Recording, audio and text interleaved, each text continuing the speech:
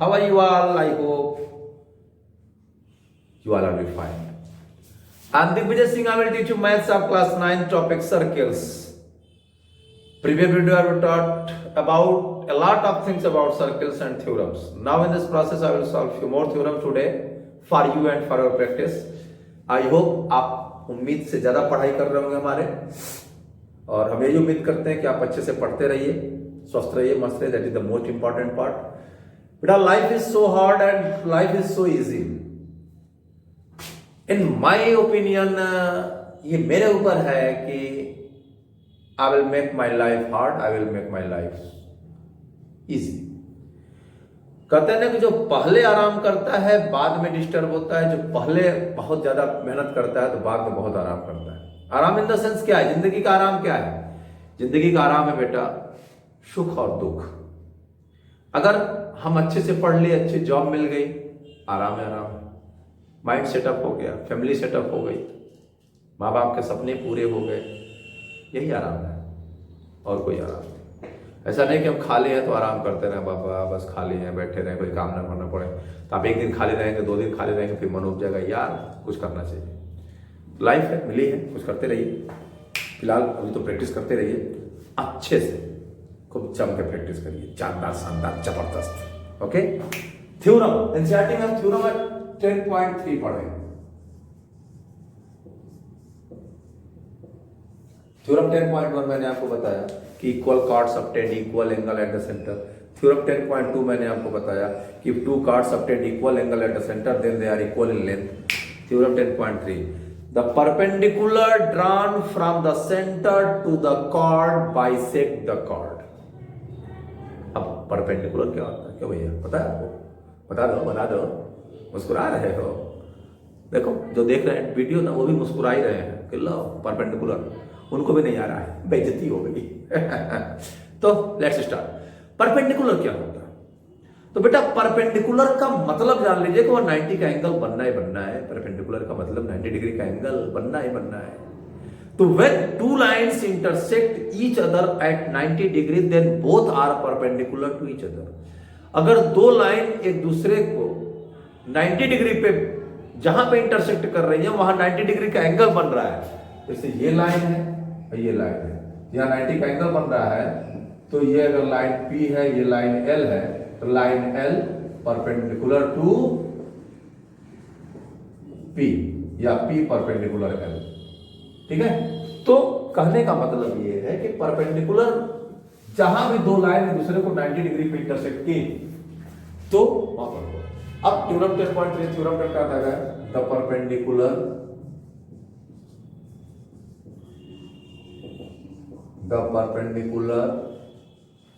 drawn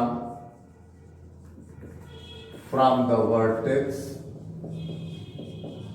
to the chord from the center. Perpendicular drawn from the center to the chord bisect the chord.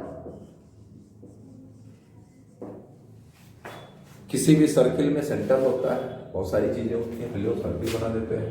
देखिए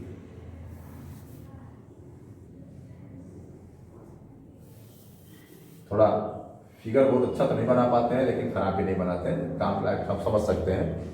ठीक है. ये centre है, ये cord है. मान लीजिए कॉर्ड ए बी है और ये परपेंडिकुलर ड्रा किया गया है O M. Centre O given a circle with center O. Chord AB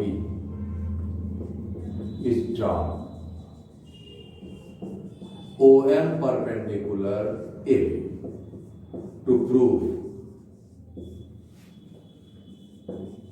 AM is equal to BM, यानी OM bisect AB at M.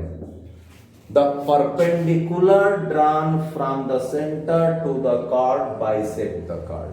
Bisect का मतलब होता है 2 इक्वल पार्ट में डिवाइड करना.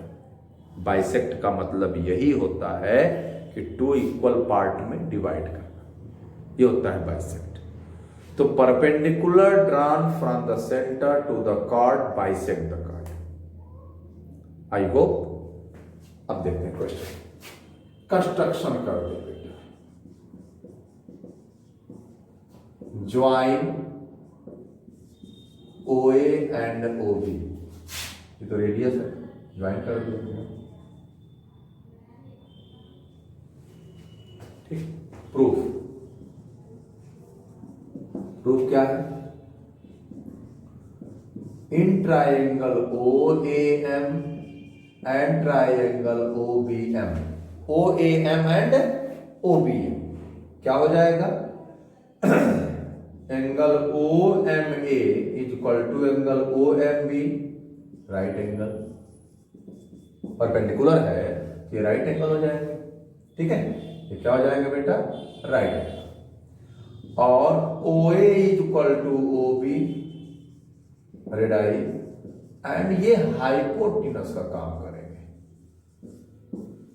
अगर किसी भी ट्राइंगल का एक एंगल 90 का हुआ तो वो राइट ट्राइंगल हो गया, और राइट एंगल के सामने वाले साइड हाइपोटेनस, ये पहले रेडियस है बाद में हाइपोटेनस हो गया, तो OA OB के इक्वल हो गया। और बेटा OM equal to OM common side है, क्या ये कॉमन साइड है।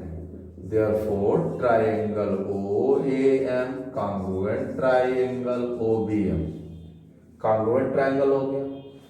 Therefore क्या हो जाएगा? AM equal to BM by CPCT, ये हो जाएगा by RHS rule. RHS rule से ये दोनों ट्राइंगल क्या हो गए? कॉन्ग्रुएंट हो गए। क्या हो गए?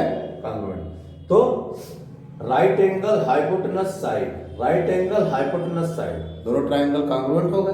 तो जब कॉन्ग्रुएंट हो गए तो बाइसेप्सिटी AM is equal to BM हो गया। यहां लिख लेंगे therefore OM bisect AB at M, यानी ये प्रूफ हो गया किसी भी सर्किल में सेंटर से अगर कोई कॉर्ड पे परपेंडिकुलर ड्रा किया गया है तो वह कॉर्ड का मिड पॉइंट होगा। जहां पे जिस पॉइंट पे 90 डिग्री का एंगल बन रहा है वो मिड पॉइंट होगा, ध्यान रखिएगा। तो अब इसी का कन्वर्स थ्योरम है कि perpendicular drawn from the centre to the chord bisect the chord. अब इसका कन्वर्स क्या होगा कि a line segment join from the centre to the mid point of the chord bisect perpendicular from the chord. अब इसी का उल्टा होगा। देखिए अब इसमें फिगर तो वही रहने देंगे, बार बार फिगर नहीं बनाएंगे, हम इसको ये मिल जाएगा। ठीक है, और ये चीज मिटा देते हैं, फिर लिख लेंगे दोबारा क्या करना है। ट्राइंगल तो वही बनेगा। सर्कुलर सेंटर हो, chord AB is drawn, M is the mid point of AB। M क्या है? AB का मिड पॉइंट। तो OM is joined, तो क्या प्रूफ करना है? प्रूफ करना है OM परपेंडिकुलर AB, ये प्रूफ करना है। कंस्ट्रक्शन वही रहेगा। क्या है थ्योरम? ध्यान दीजिए कि थ्योरम है 10.4 है ये थ्योरम।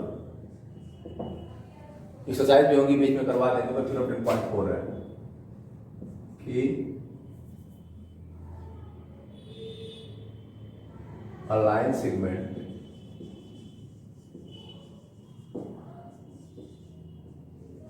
join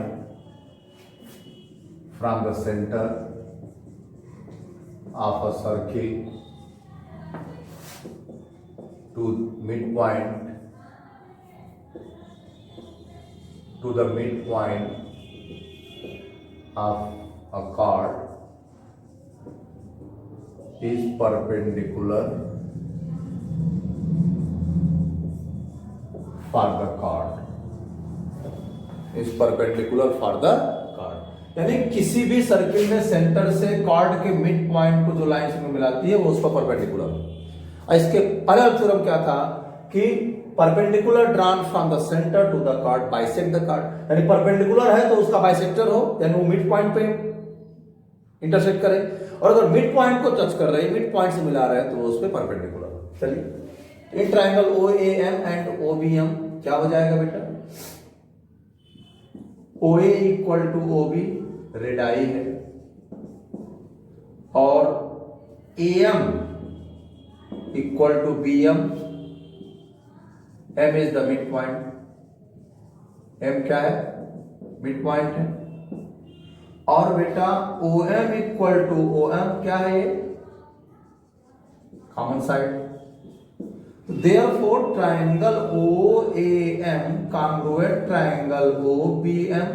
अब ये by side side side rule हो जाएगा, क्या दिक्कत, साइड साइड साइड, इसका बड़ा थ्योरम आरएचएस रूल प्रूव है, ये side side rule prove. Therefore angle O M A equal to angle O M B. अब ये उसमें प्रूव करना था, यहां गिवन है, ये चीज वहां प्रूव किया मैंने बाइसिपिसिटी, यहां पे यहां प्रूव किया मैंने बाइसिपिसिटी। देखिए ये चीज वहां दिया हुआ था, प्रूव कर दिया।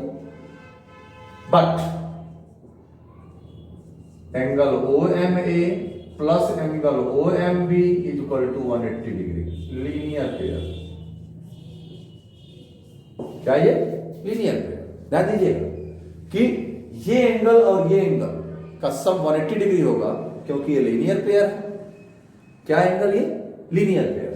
तो जब दो एंगल हैं, दो एंगल का सम 180 डिग्री है और दोनों आपस में इक्वल है, therefore angle O M A equal to angle O M B equal to 90 degree, therefore O M perpendicular A B. दो एंगल है, अगर दो लोग हैं, दोनों लोगों के पास मिला के 180 रुपीज है, इसका मतलब दोनों के पास इक्वल मनी है, इसका मतलब प्रत्येक के पास 90 होगा। तो दो एंगल हैं, दोनों का सम 180 डिग्री है, दोनों आपस में इक्वल है, इसका मतलब प्रत्येक 90 का होगा। और जैसे 90 का एंगल बना तो वो परपेंडिकुलर हो जाएगा, मैंने बताया था पहले ही। तो टू, अगर कोई लाइन सेगमेंट या लाइन किसी अदर लाइन या लाइन सेगमेंट को इंटरसेक्ट करती है, वहां 90 का एंगल बनता है, तो वो परपेंडिकुलर कहलाती है। तो ये पहले मिड पॉइंट पर टच ही तो कर रही है, तो ये हो जाएगा परपेंडिकुलर बाइसेक्टर, यानी बाइसेक्ट भी कर रही है और परपेंडिकुलर भी है, 90 का एंगल बन रहा है और मिड पॉइंट भी है।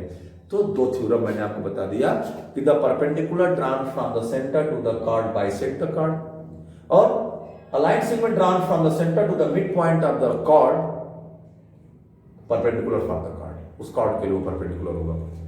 इस तरीके से आपको मेहनत करना है बेटा।